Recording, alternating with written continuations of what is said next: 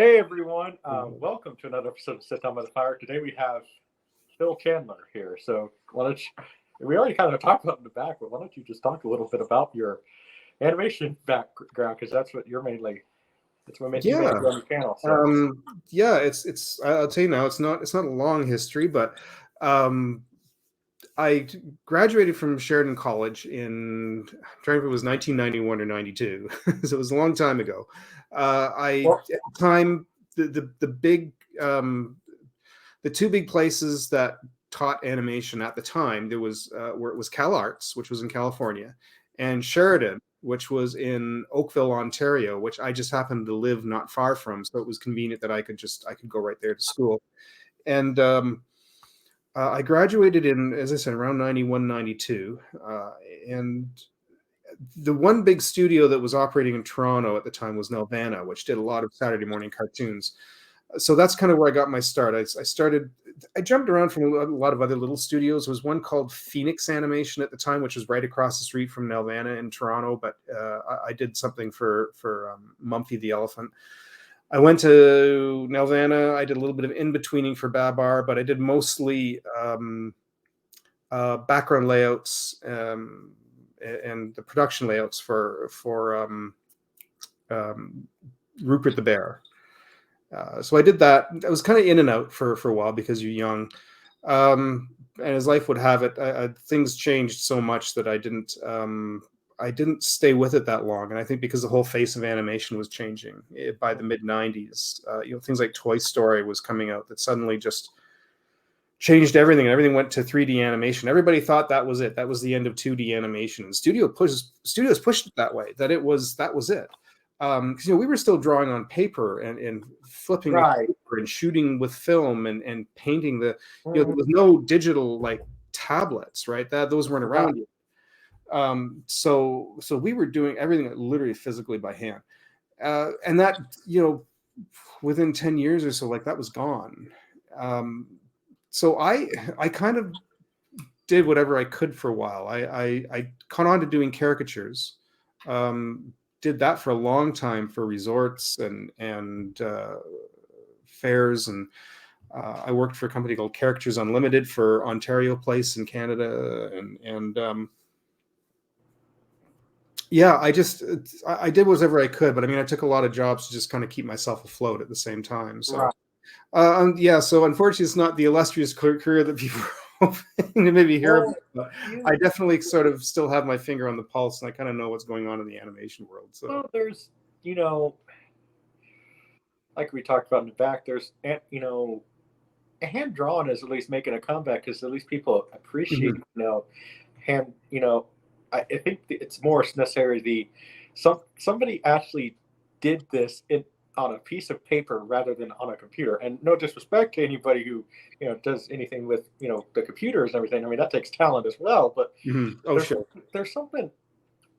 I think it's something more like when you literally took a pencil and then actually did it yourself Hmm. versus a whole bunch of little you know because we've seen it before, like where people can basically sometimes just use Photoshop and then, hey, look, I made an animation project. We there was a great emphasis on kind of learning motion and then convey using your eye when putting it down on paper. I mean, because we would have peg bars, and they insisted even though we had light tables, they insisted we leave the lights off. We had to flip the paper and see the motion on the paper and make sure it was Right, moving right. right. And instructors would come back and fix little things, and your timing, your slow ins and slow outs, all had to be visual. And I mean, now certainly, even though you can do 2D animation on tablets, you have onion skin layers, right? Hmm. In which you would click through. Where, but when we were doing it by hand, as I said, the lights were off, and that had to be visual with the paper as you were flipping it. So Right. you really had to understand movement and study movement really carefully. And I think I guess I don't know. I sort of feel like we learned something on a little bit of a deeper level that way. I Um, Well, yeah, that's what Walt would stress to his animators. I mean, one of the things about, like, I loved about I love learning about, like, if anybody wants to learn how to start a media company or anything, study how Walt ran it. Hmm. Because after Snow White and the Seven Dwarfs came out, he then used the money, some of the money for the movie, to put all of his animators back in school. Hmm. Yeah. Because Yeah. animation was changing at that time, even back then, and so he decided to put all of them back in school and everything. So he always wanted to stress to eventually, as they would be called, the 9 old men, to always never stop learning the new tricks. That's the interesting thing, is that his 9 old men, like Disney, Walt himself was kind of the business behind it, and he knew what had to be done. But the 9 old men really developed what traditional animation became. They had to figure out. They were the ones who figured it all out on the whole squash and stretch, slow ins and slow outs. The performance of something, generating emotion in a character and then animating it. Like, Right. that was all stuff that they developed, and it took them years to develop that. So we're implementing now, like they established. They did sort of the whole footwork for that and figured it out. Right. Go ahead. Yeah, no, I mean, Walt, Walt was a great artist himself, but Walt knew his strengths, where he was more of a face. It was, Roy was definitely the businessman. Oh yeah, yeah, yeah. So, like, people always blame Walt for the stuff that happened at Disney. I'm like, no, don't blame Walt. Blame Roy. Roy was the the money guy. Oh yeah, yeah, yeah. So, but no, he would always tell those 9 old men to never stop, learning, going back to school. And one of the great things about Walt too is the pushing technology to make the films better. Yes, yep. I mean, because you it's one of those things. I think as an adult, you appreciate the Fleischers a lot, because, like, they definitely had a lot of more so adult humor in those cartoons. And this is 1930s, but like, Walt Disney always had that element where it's like class and everything. Where the Fleischers, I mean, Olive's a great character, but the spaghetti arms and spaghetti legs and the movement. Yeah. Mind you, they did those Superman cartoons, and those are still impressive today to look at. Oh yeah, well, it's like, I really wish at that time that, like, the Fleischer brothers could have just found a way to get along, because that was ultimately their biggest downfall. I know. Yeah, there was some bad blood in there. Yeah. Yeah.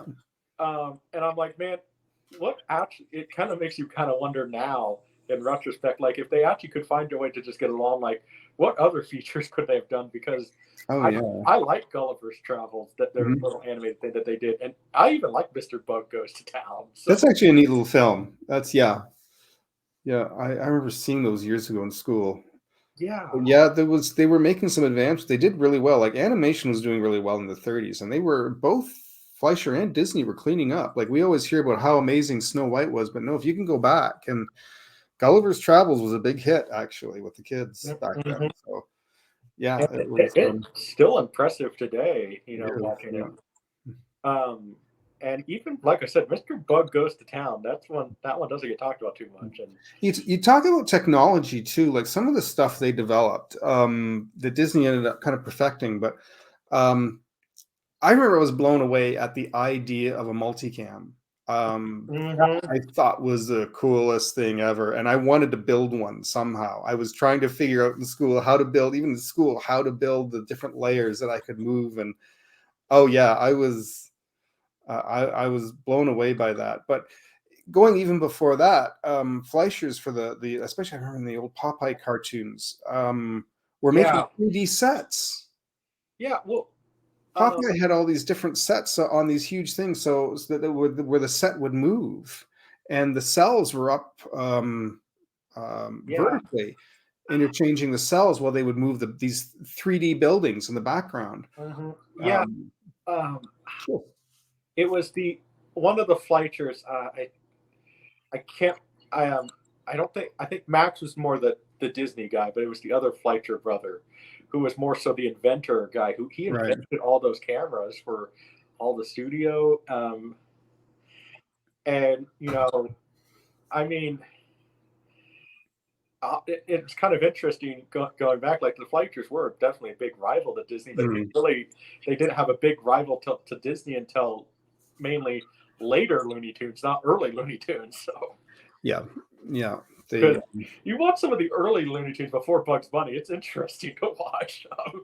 Oh yeah, they pushed they pushed their boundaries way more because Disney was the family friendly kind of thing, but the Looney Tunes were meant to be a little bit different. I mean, they were meant Yeah. to be shorts and just off the wall.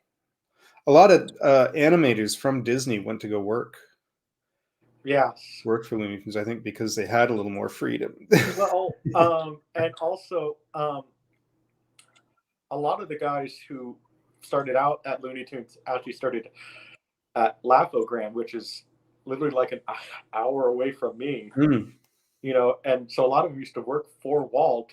A lot of those right. guys, it's amazing if you actually do your research on animation. It's like you look at it where a lot of those guys came from Kansas City and Laugh-O-Gram, so a lot of them started out with Is that Walt. right?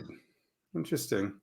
I mean, you look at the list. I mean, I think some of the very early ones, and but I guess kind of a question: who are some animators that definitely inspired you like, Myself. yeah, like if we were going to talk the Phil Chandler style, how would you describe? Well, the big names when I was young, like Glenn Keane was the big name. Oh shoot, I'm drawing a complete blank. The guy who animated Jafar, I'm drawing a complete blank on his name now. Um, It's one of those cases will probably come to you.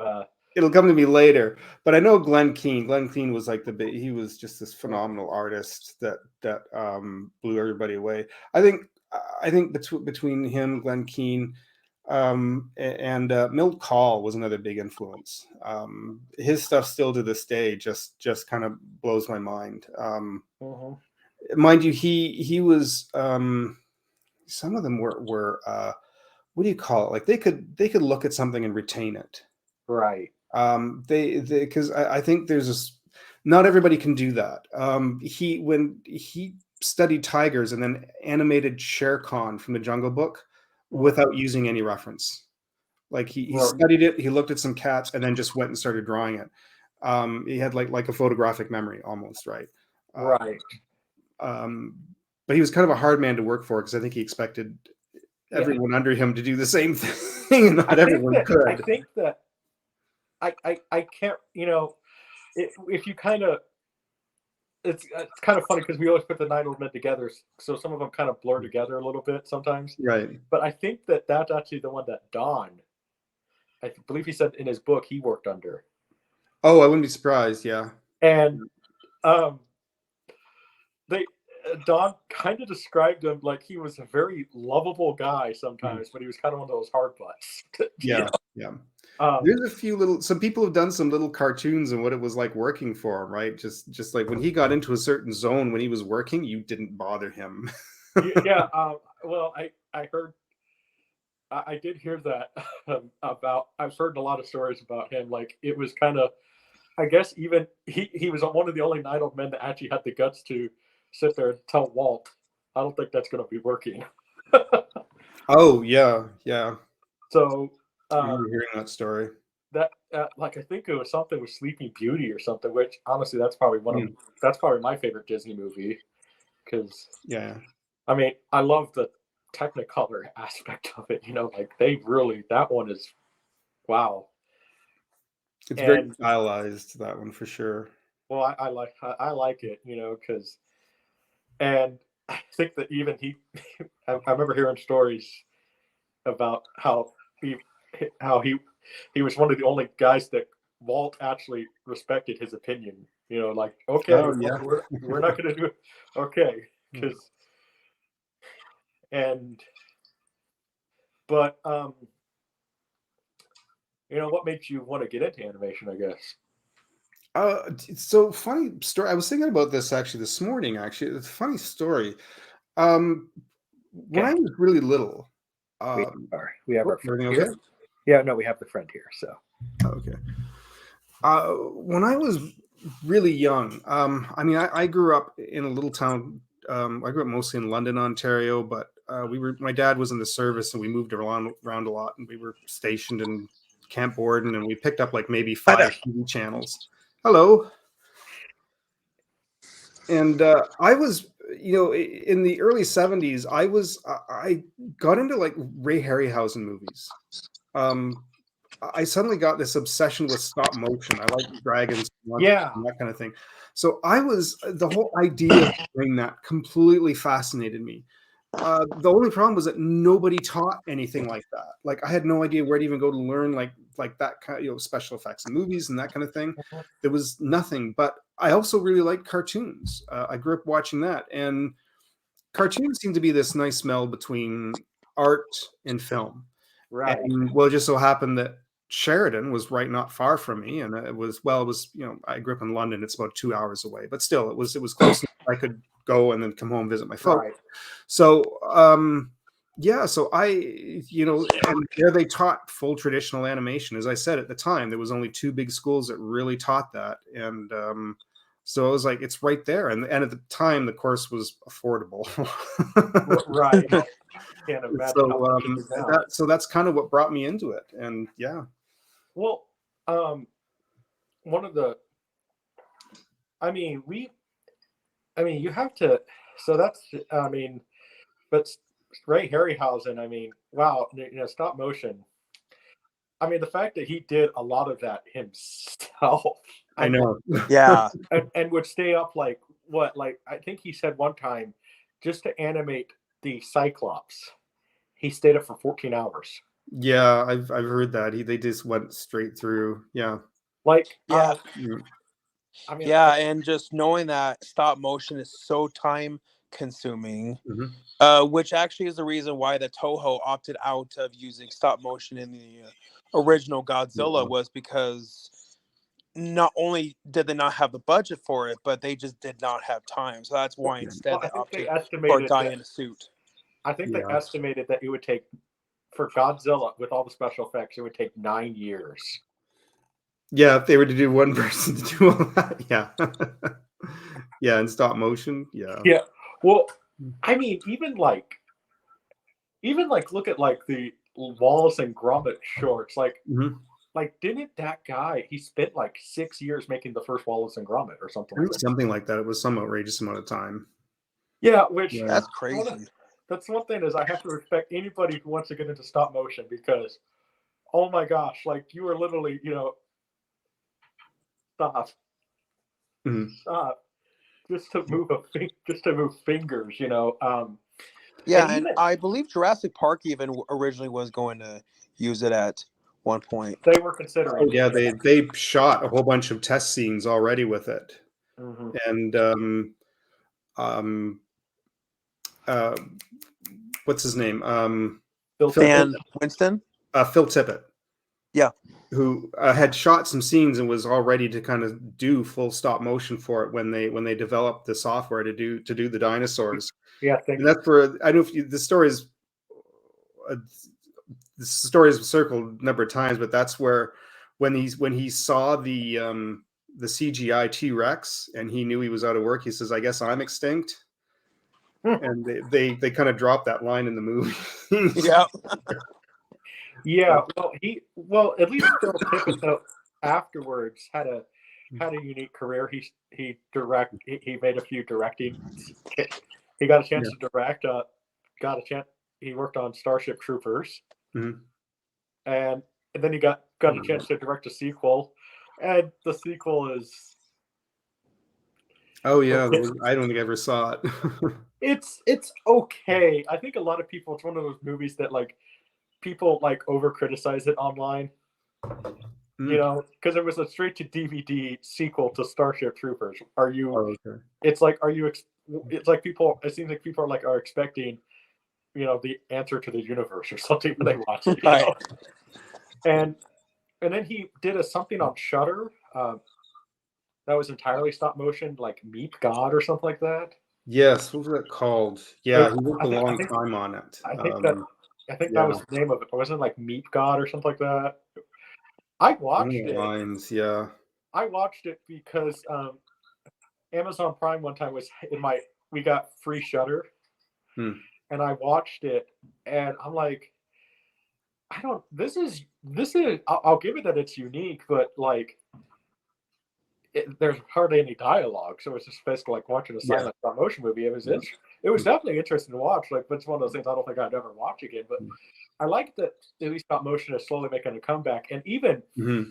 with what they did with Star Wars, the special effects. Like, Yeah. I'm pretty sure, Phil probably remember seeing Star Wars in theaters, right? I did. I was just going to say, I remember my folks taking me to see that, and that chessboard scene just like, yeah, that was like, oh my God, how do they do that? That stop Yeah, motion. that and I mean, of course, even the Star Wars theme song is iconic. It is, but even the other songs are iconic. Like even that song, like where they're at that cantina bar, even that song's catchy. Well, even all the costumes in the even those costumes, that in the cantina scene, I mean, that are iconic. Like sometimes, like I some Star Wars fan I know is gonna sit there in the comments tell me the correct name of the person, but the one that sticks to me is I always call him Butt Mouth, the guy. Yeah. Because I know some Star Wars fan, because we all know how Star Wars fans are. They're going to sit there and say, "Oh, this is that guy." Write me an entire story about his background, probably. But even like the Wolfman in the original cut, and Eric, you'll be surprised by this. You know which famous special effects guy that was in the Wolfman costume, right? In the original Star Wars. In the original Star Wars was wearing that Wolfman mask. Yeah, do you know who that was? I don't know. Rob Bottin. Oh, well, that's interesting. Shoot. I have a friend of mine just randomly decided he wanted to start testing, and he's insisting like 3 times. Do you mind if I just text him back and tell him I'm busy? Sure. Yeah. I don't give me 2 seconds. I'm just going to message him and just tell him to please stop. Okay. So, yeah, no, but I've heard that like Rob Bottin is doing real estate now or something. Like that's what he decided to do after he just fully retired. So,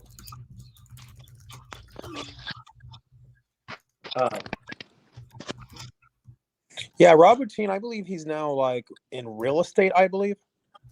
Yeah, I think. So, I'm just kind of I think that you wanted to kind of like what we talked about starting your animations business. I think that you should just maybe try something on your YouTube channel. Maybe even if it's a little animation thing. Because this leads into another issue that I'm going to be putting up a video very soon. It's just as I tell you, I have I have a curse over my head, I swear, sometimes, where just life keeps getting in the way. And that's about the only way I can describe it, is every time I go to do something happens. And it's this constant, to the point has left me paranoid. It's been like this most of my life. I've sort of become an unofficial superintendent in my building. I used to be just a cleaner, but it got sold to another company, and now they're having me doing 3 times the amount of work they are paying me for it. But it's very random, and it seems like I can't even pick up a pencil before I get a message from them. So it's driving me crazy. It's been one thing after another the last few years. So I need to have a discussion with them, because I need to separate that from my life and make sure that those stop overlapping so I can actually sit down and work on something. So I also have a part-time job with the YMCA just to kind of bring in a little extra cash. But right, they also tend to phone and go, "Hey, so-and-so can't make it. We need you to come in tonight." I'm like, so you get things like that happening way too much, and it just constantly happens. So I'm the type of person, if I need to work on something, if I'm going to sit down and work, especially on something, if it's animation or even just a drawing, I need to be left alone. Like I'll get into a zone where Right. you lose track of time, and I want to be able to lose track of time. I want to be able to keep drawing so that I can reach a certain end goal by before I fall asleep for that night, sort of thing. So I want that time to be left to work on something, and as soon as something breaks that, I can't say, oh, I have to leave for work in an hour. I'll try and squeeze in an hour's work. That doesn't always work that way for me. My brain doesn't work that way, so I need some time to work on something. So Well, Eric here, one of his biggest inspirations is Jim Carrey. He has a couple of quotes that, like, I think everybody just needs to hear. So Eric, why don't you tell them the Jim Carrey quotes? Yeah, one of them is life opens up opportunities for you, and you either can take them or stay afraid of taking them. That's one of the best life advices I have ever heard. The other one, so we're often told never to pursue a career like in the entertainment business, whether it's music or movies, because a lot of time within trying to pursue entertainment, there's a lot of rejection involved. Mhm. And it's because of that is one of the big reasons why we're told never to do that. And instead we're told to go work at a safe job. Well, Jim Carrey's father, Percy Carey, could have been a really good comedian, but his father didn't believe that was possible for him. So instead, Percy Carey got a safe job working as an accountant. Then when Jim Carrey was only 12 years old, Percy was let go from that safe job. And the whole family became homeless. And so they had to do whatever they could just to survive. And then Percy said to Jim, you can fail at what you don't want, working at that safe job that you don't care about. So you might as well should take a chance doing what you love. Sure. Yeah. And, I mean, so I think that, there's, and plus, I mean, we live in an age now where, like, you could think about it, like, you could have, well, even it happened to me today, okay? Like, I made the right connection with a potential person who I'm hoping to maybe be partners with. She gave me a shout out in her community tab. I was at 540 subscribers, and just today I've increased by 600 and counting right now. Oh, yep. Because it's that right connection. So, and I'm hoping that I can work with her in the future because, like I said, I would love to have her as an underboss because I'm more of a face of a studio. I'm more like the Walt. I need my Roy Disney. So, right. I mean, I'm definitely business minded and I can be a face, but when it comes to the numbers, so I think that would be something for you, but because you can definitely be more of a face, but you would probably need somebody with the numbers. Probably would be the problem, right? For me, or you. Me, yeah. I've done, like I said, I've done caricatures, and I've had, I know the small business end of things, so I know it a little bit as far as the number crunching a little bit. I have a friend of mine that does taxes for me and that does all that kind of thing for me. So there you go. I can do it, but yeah, I definitely, though, I'm kind of more of a hands-on person. I like creating. That's what I went to school for, is to be the artist. But yeah, any characters that we would know here in the U.S. that you might have done for, like, because you said you did stuff for like amusement parks and stuff like that, right? Or caricatures, I just people come up and I sit and draw caricatures of them. Is odd. Okay. I did randomly do one of Weird Al Yankovic. Wow. He was in Toronto promoting I guess his tour, and I'm sitting there drawing this woman, and you get people looking over your shoulder, and somebody leans over there and is looking this way, and I turn over and say, "How you doing?" I look over and you're Weird Al Yankovic, and he looks like, Yeah. So he says, they said, yeah, we're doing a promo. I says, could you just do like a really silly or terrible drawing of me? He says, just to very, very quick, and we'll pay you for it. And I had to make sure my boss wasn't around, because she come around, she probably would have had a fit. She wasn't into it, but I just did something really, really fast. And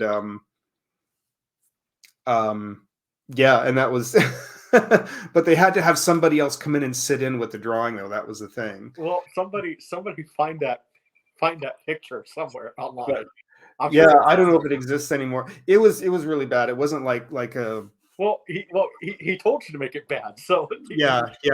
It was supposed to look terrible. So, but yeah, but that was probably the only big celebrity person I've actually done a caricature of. Okay. There, but I haven't. But yeah, I've I just did typical park or birthday party characters where people sit down, you do it in ink, and you do it in like 5 minutes, sort of thing, right? Okay, so I think you. I'm surprised, like you. It seems like you wanted to do a lot of stuff, like pitch stuff to like the Cartoon Network block or something like that, Oh, sure. or Nickelodeon or something, back in the day. But it's just like, as you said, that life just has a way of in some ways pulling us back from stuff. And yeah, you feel like you've lost connections, and people in your life, can be very influential on your life, and certain friends and certain things try to push you certain directions. right. And you had to let go of a lot of beliefs and things that also very badly held me back for 10 years. And that's, as I said, that's another area I kind of didn't really want to get into, but Yeah, well, we can just kind of please move on. But yeah, no, it's but no, it sounds whoop. He just messed with me. He has to take the dog out. So but no, he'll be back. So, but no, I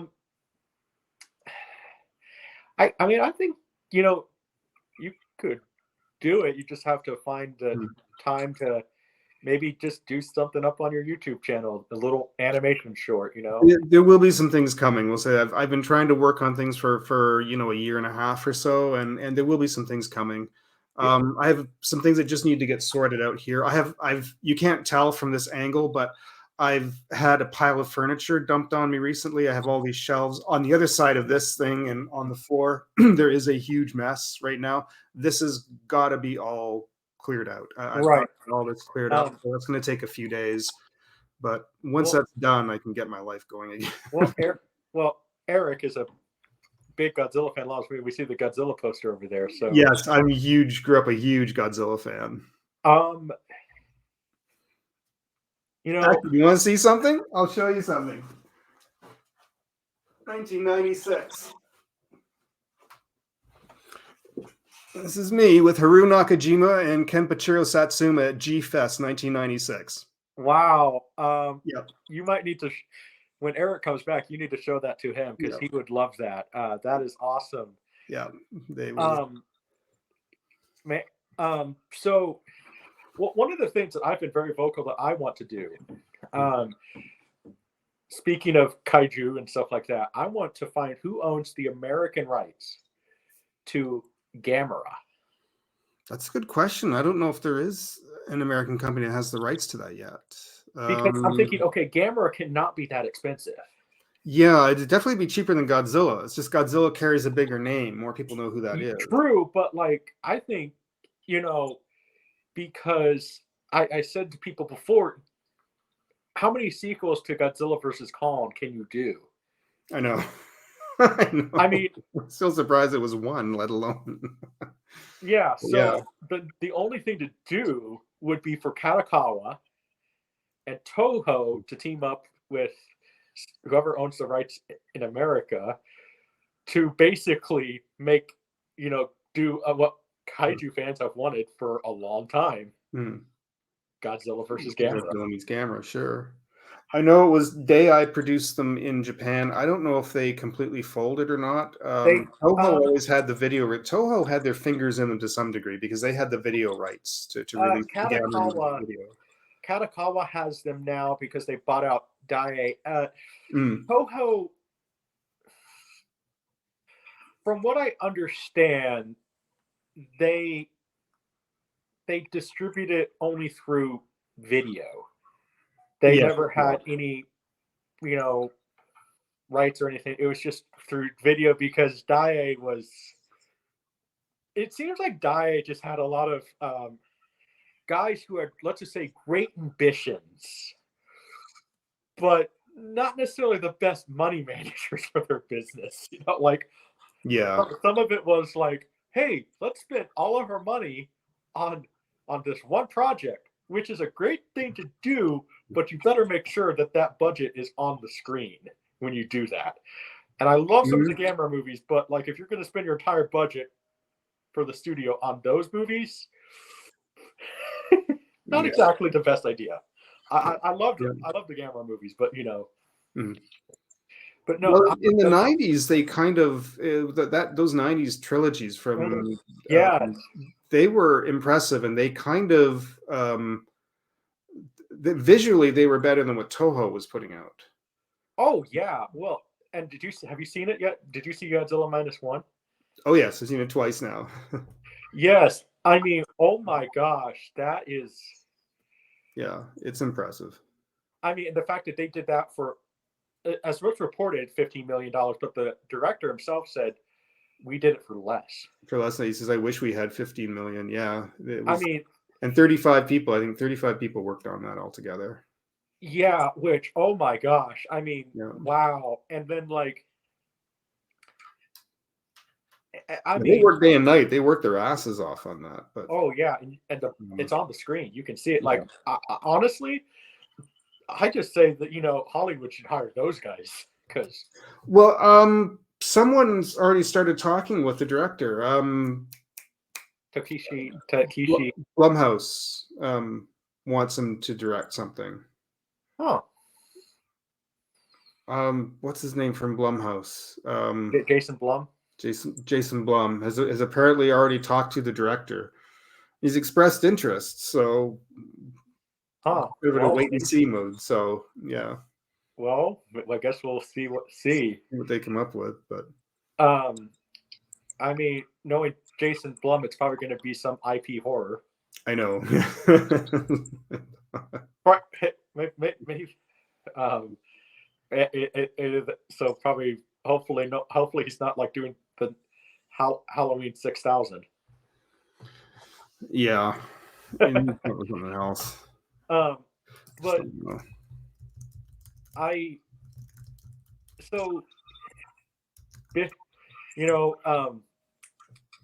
that's one thing that I want to see. I've been telling people too. I want to see Toho. Toho needs a streaming service because I would love to see a lot of those other movies that they made besides Godzilla, kind of in that Godzilla universe, like the one with there's some with a giant jellyfish, and you look at some of the special effects with that one. Oh my god! Like they literally basically made a jellyfish puppet, but how they got the movement is they filmed it literally in a. I think from what I read, they literally filmed it in just an aquarium just to get the movement correctly. Yeah. And like some of those guys, who were making those monster suit creatures were like, oh my gosh, and especially even with -1, it's like, wow, this is such an emotional story. Like I'm not going to be the type to say, oh, this is the best Godzilla movie. I think Gojira, the original cut, will always have that #1 spot. We'll always hold that, yeah. Because especially with what Hiroshi Honda went through in the war, that guy, I've heard a couple stories, it's one of those cases I just think when myth becomes fact, you print the legend. Mm-hmm. But I heard he actually had family that survived Hiroshima. I haven't heard that before. One of the very few that actually survived Hiroshima. Mm-hmm. And so he got to see the aftermath of it. So either way, he got to see it afterwards. And so that's one of the reasons why Gojira was so personal to him. You know, and like one of my favorite scenes in the movie is, like literally, there's no way around it, like how it's framed, how he framed it. It's the I keep talking about it, but it's just like one of the most impactful scenes ever. And it's just so simple where the mom is holding her kids, and how it's framed, she's literally looking up into heaven. Oh, okay, yeah. There's no way around that. Where it's like, and then she sits there. The final words to her kids before Godzilla kills them is, "We're gonna go see Daddy again." Soon we were with our father. Yeah. Yeah, it's like, wow, that is dark, and that's one of the reasons why I've said Gojira, the original cut, is probably one of my favorite horror movies, because that's basically a horror. Oh yeah. No, I remember that. So I remember seeing it's that scene in King of the Monsters, but it was never translated, and you never really found out what she was saying till like years later when they actually released Gojira, which was subtitled. But I remember watching, like I was the first time I saw it, it was King of the Monsters with Raymond Burr, which is a bit different. Right. Well, I mean that would. I mean,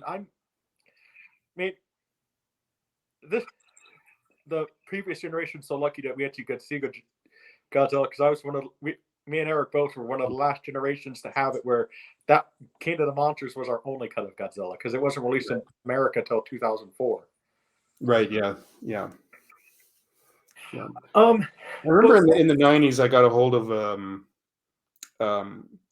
back in the 90s, like when I was going to conventions, there were people who were taking the video releases and copying them and adding English subtitles and re-recording them with English subtitles. I managed to get a lot of bootlegs of the original movies with English subtitles. So yeah, before they actually had any kind of official release that way. Do you still have some of those? No, the old VHS, I ended up selling them. Darn. Yeah. Well, VHS is slowly making a comeback. Geez. I mean, I still have my VHS player that I've had since I was like in kindergarten or first grade, whatever. I don't remember how. I've had that old TV for as long as I can remember, and I'm like, man, if this thing dies, I'm gonna be like, dang it, Yeah. So, what I know a lot of Godzilla fans don't like it, but what are your opinions about the '98 one? So I was 30 when that came out, and I remember like being a big fan. This is when Godzilla was just becoming a bigger thing in North America again, because of like the conventions in Chicago and that I've been going to. So we were kind of excited about the idea. We heard that they were going to be making a Godzilla movie, and then when we saw that trailer that showed the foot come through the ceiling on the skeleton, right? I think it was in front of Men in Black. Right. And we all just kind of stopped and paused and looked, because we knew it looked like a T-Rex foot. And we thought, all right, let's just wait and see what the movie is, see what it does. And we were kind of off put. So it's never sat well. I mean, I understand it can be kind of a fun romp, I guess, if you don't think of it as a traditional Godzilla movie. It's just a silly Roland Emmerich romp. So if I take it that way, it can be entertaining, but it's not something I've really gone out of my way to watch again. I don't know if I can fully count it as an actual Godzilla movie. It sits in that gray area. I know people who love it, and I'm okay with that if people like it. It just was never sat there with me. I mean, I like it. I mean, because like I'm like, you know what? As a Godzilla fan, like I was okay with like a new look for Godzilla, because I mean, I'm not comparing them by any means, but no, and I know based on book, but everything, but like Frankenstein never exactly looked like the Boris Karloff version. Oh sure, yeah. So I was like, okay, this is just a new interpretation. My biggest problem was some of the casting decisions. I mean, Matthew Broderick, I like Matthew Broderick, but yeah, not exactly as a. It was an odd, it was an odd choice of people for that, for sure. Well, because I know the original choice, they wanted I know that they were talking about like Michael J. Fox, which would have been interesting. Oh, all right. And I could see it somewhat. And my only concern is I don't know how good his health was at that point. Yeah. Um, Years ago. Yeah. and I know like apparently one of the people that Roland Emmerich really wanted was Van Damme, Oh, really? Okay. which I'm like, and then I even heard one interesting choice that he wanted too. He wanted Norm Macdonald, Oh, which that would have been funny yeah. and interesting, and then also Bruce Campbell. Oh, I could see that. Yeah. And then, but my thing is like John Renault should have been the lead in that movie.